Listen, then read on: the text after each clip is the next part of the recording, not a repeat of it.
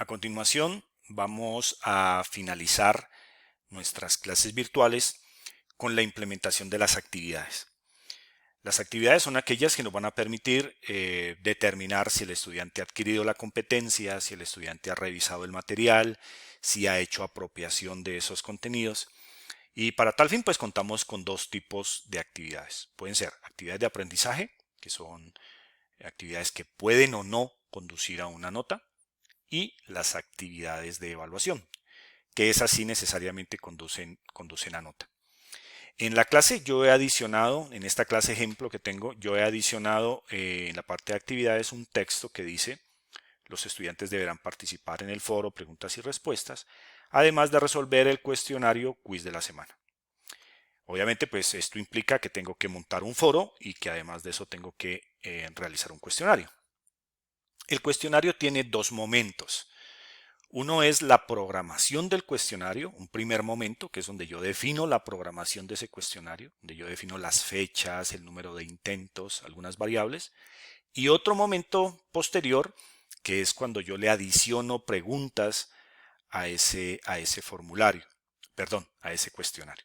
En este video miraremos el foro y la programación del cuestionario. Y en un video posterior miraremos cómo le adicionamos preguntas a ese cuestionario. Lo que tenemos que hacer, pues activar nuestro botón de edición para que el Moodle nos dé la posibilidad de adicionar actividades o recursos. En este caso, ya vamos a adicionar o vamos a trabajar con actividades.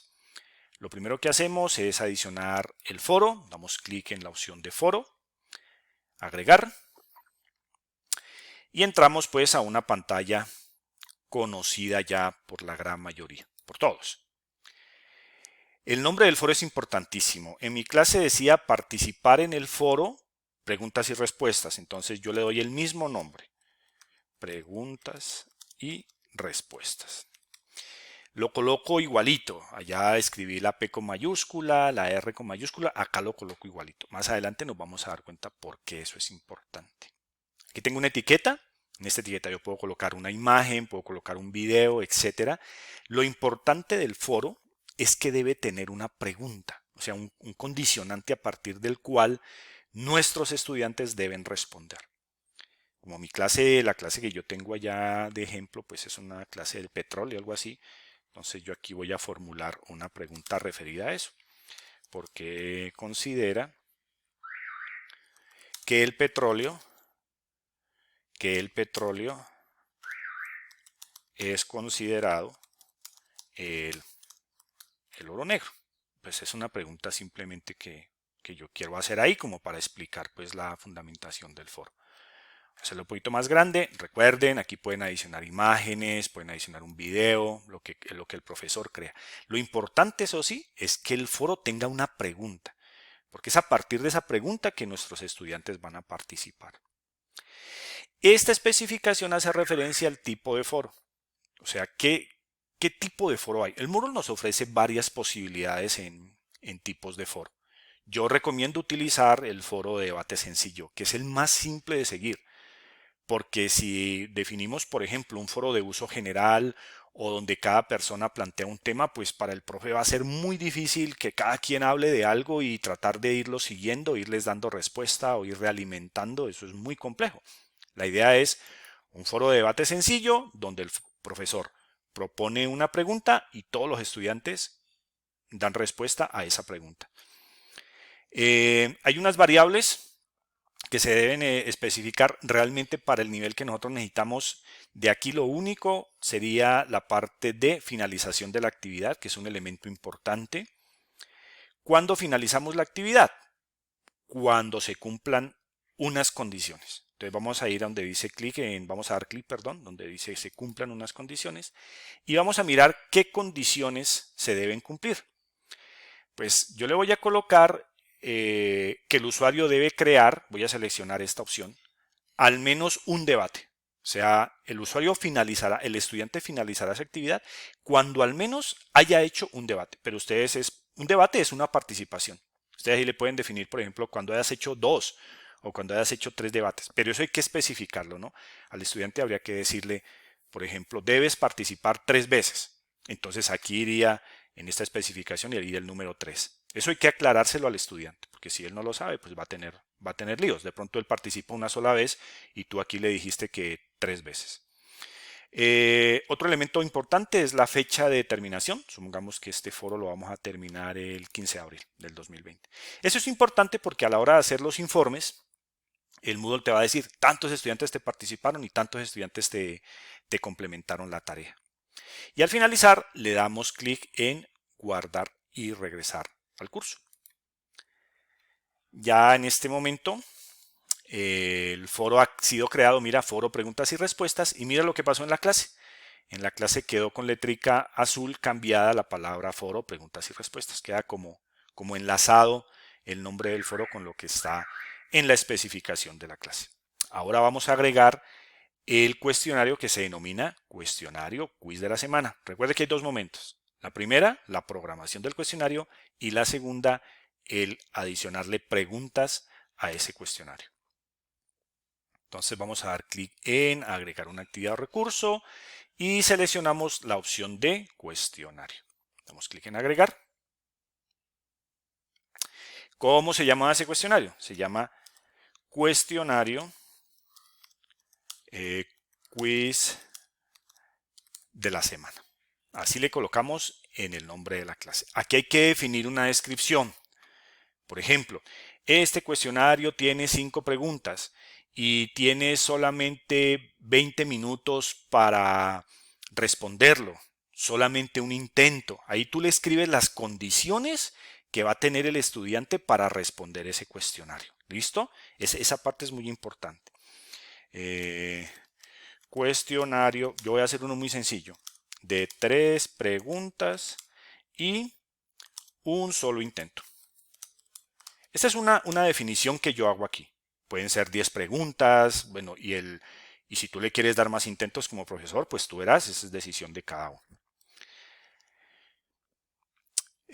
Vamos a establecer un tiempo y eso es importantísimo también. Entonces tendrá 15 minutos para contestar. Esta especificación ya la realiza el profesor dependiendo pues de lo que él considere. ¿Listo? Esa parte ya cada profesor la establece como considere. Ya quedó esto listo. Generalmente yo casi siempre esta parte la centro, pero no necesariamente tiene que ir centrado. Aquí aparecen las variables importantes del cuestionario. La temporización. Hay varios datos aquí. Hay que habilitarlos. Primero damos clic en habilitar cada uno de estos. ¿Listo? Cada uno de estos hay que habilitarlos. Entonces, ¿cuándo se va a abrir el cuestionario? Supongamos que yo la clase la levanto mañana domingo. O sea, mañana domingo empieza la clase. Entonces yo le digo, la clase la voy a levantar mañana 12, mañana a partir del día 12 de abril de 2020 a las 00 horas y 55 minutos, o sea, a la madrugada pues, el estudiante podrá empezar a resolver ese cuestionario, lo cual no sería lógico porque él no ha visto todavía los materiales, pero a partir de esa fecha puede ya hacerlo. Y el cuestionario lo voy a cerrar, por ejemplo, el 19, que sería más o menos el otro domingo, también de abril de 2020, y lo vamos a cerrar a las 23 y 55 horas, o sea, a las 11 de la noche y 55 minutos.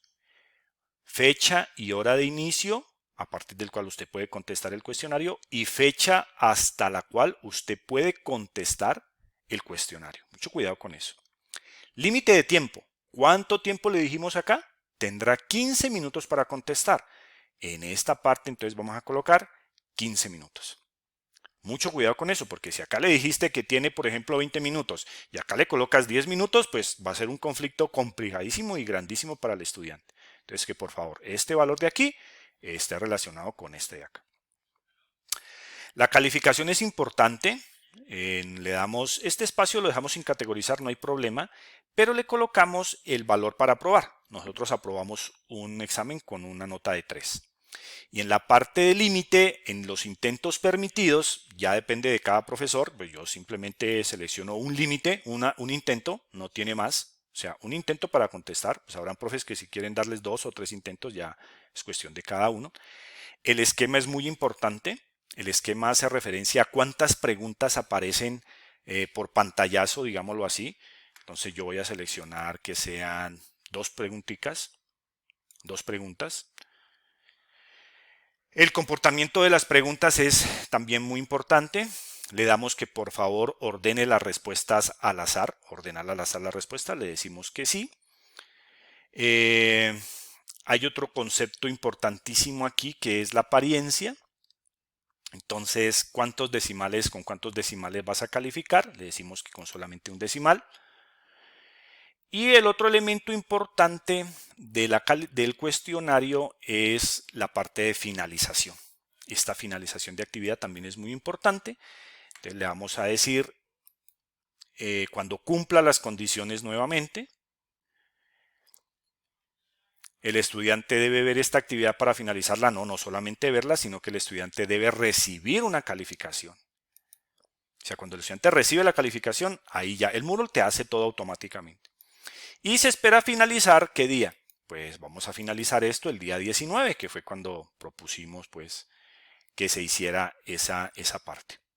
Y listo, esas son las variables más importantes que hay que definir para el componente de cuestionario. Finalizamos esto, le damos clic en guardar cambios y regresar al curso. Entonces miraremos cómo va quedando la clase. Ya mira quedó el cuestionario quiz de la semana. Y aquí en la clase quedó, además de resolver el cuestionario, quiz de la semana. Quedó con letras como resaltaditas, como azulitas. Y listo, ya quedó hecho el foro y quedó programado el cuestionario. Ahora, ¿qué tenemos que hacer? Pues ir a adicionarle unas preguntas a este cuestionario. Pero eso ya lo hacemos en el próximo video.